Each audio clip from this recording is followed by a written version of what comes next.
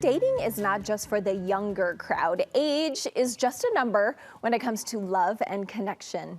But sometimes, as older adults, it can be hard to know where to start and how to meet other singles. So today, we're helping you find the confidence to navigate the dating scene later in life. Kristin Sokol is a dating coach who believes there is no age limit on sparking new connections, and she joins me to share some advice for anyone who wants to find their match. And this is good for anyone thinking of getting back into the dating world. But you said it's also good for people around those people who might be getting into the dating world. Yeah, so when you say around, you're talking about friends, people who are supporting. Yes, it's like an expansive mindset. And some of our best and most motivated, matchmakers, like opportunity givers, are people around us.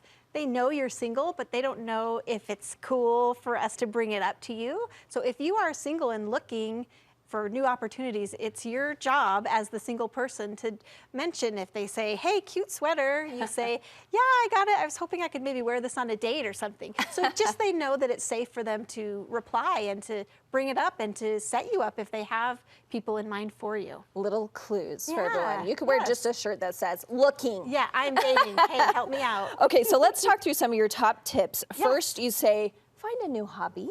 Yes. So this is, again, an expansion mindset. So finding a hobby, maybe you won't find the love of your life, but maybe you will. Either way, you're going to have something new and enjoyable that you're doing. So like if I'm thinking about in the silver, more mature age groups, there are all kinds of volunteer opportunities. But the hobbies specifically, if there's some fun things for you to do, like I have a friend who joined a whittling class. She knew nothing about whittling, but they were offering it at the senior center where she sometimes attends. And now she's made like 200 figurines. There's a whole gang of whittlers that come together. They travel around the country now. They go to different shows. They sell some of their pieces. And it all started, just as a hobby, something to do, but it expanded into a whole new friend group and other social opportunities. I was not expecting you to say whittling out of all the hobbies, but I love it because then you get something out of it. Even if it's not love, you learn something. It's expansion, right? You learn something and you meet new people, and those are where the opportunity comes. The easy stuff is like pickleball. Pickleball, if you're that's not what I would think. Pickleball, maybe you don't know how, take a lesson. Join a league. There are leagues for people of all skill levels. So don't be afraid to try something. Same thing with golf, right? And you think, oh, it's winter, I can't do golf. But you could take an indoor lesson now and join an indoor golf league and meet all kinds of people of the opposite sex that you might really strike up some, fun connections with. Yes, it'll teach you how to do your golf swing. Let's talk about volunteer opportunities, because you talked about that. That's a great way. Yes, volunteering, typically we have more time in our silver era.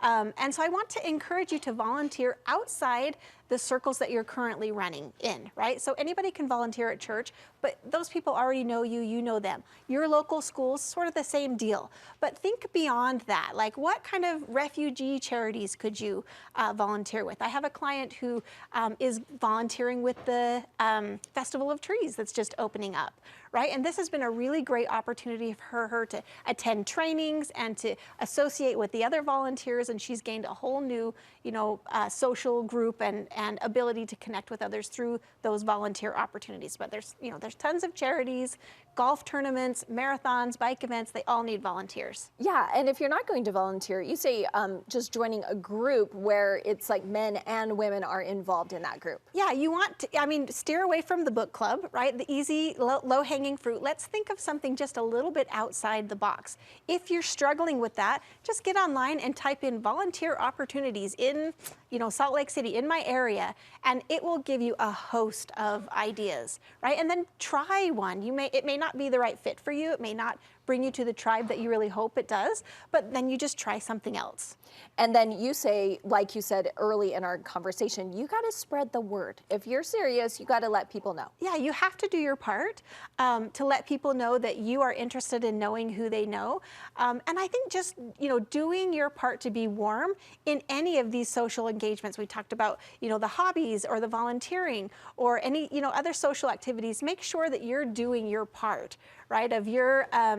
You're challenging yourself to, maybe wink at somebody, or maybe, touch somebody on the arm while you're talking, or seek to gain a new Facebook friend while you're there. If you walk in there with some goals of what you want to accomplish, that way we're not tying the success or failure of this event, of this effort, to if somebody else falls in love with me or shows up for this event or not, right? It's just, I came to do this thing and I did it. And we can't not mention apps, because people are using apps as the main way people are meeting these days. Yeah. And even Silvers. Yeah, don't shoot the messenger. I know nobody loves a dating app, maybe except for me, I love them. But this is still the #1 way that people are meeting. I had 2 clients this year who were both over 65, got married to people that they met online. So this is a thing that can and does happen. Sometimes we need a little support. I'm a dating coach. I help people through this all the time. You don't need a dating coach. Anybody who has any experience using a dating app, which is probably going to be anybody age 30 and older, can show you, 30 and younger, yes. Can show you how, or 40 and younger, can show you how to do this. Okay, so you are a dating coach. If Yes. people are wanting your help, maybe you don't even need it, you just want a little friend to help you along this journey, how can people I always reach have out? a free consult for people who feel like they don't know where to start. They can reach me through my website. I have a little contact me feature on my website, KristinSokol.com, and I never don't respond. So. Okay, well that's good. That's no rejection from her. No rejection from me. Thank you so much. Yes, thank you.